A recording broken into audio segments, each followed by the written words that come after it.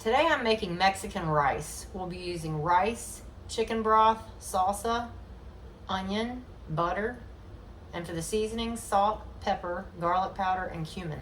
I'm gonna start by washing my rice. I have 1 cup of long grain rice. I'm gonna put it in a strainer and I'm gonna wash this. This helps to get all the starch off of it and it helps the rice not to be gummy. So I'm just gonna kind of run my fingers through this and get all that. You can see the water's kind of milky looking. Once the water runs off of this and it looks clean, then we're done. Okay, that looks good.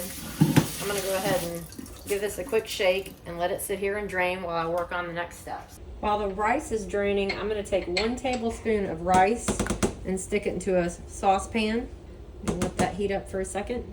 I've got about 1/4 of a cup of onion that I finely diced. I'm gonna go ahead and saute this. I'm gonna add just a little sprinkle of salt. And I'm gonna let this saute until the onion is nice and translucent.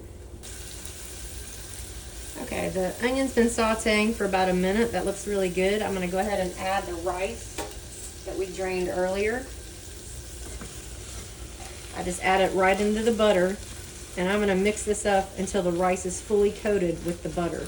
This helps for the rice not to be sticky. And I've got my stovetop on a medium high. That looks really good. You just want to get all the rice nicely coated. Next, I'm going to add 2 cups of chicken stock, chicken broth.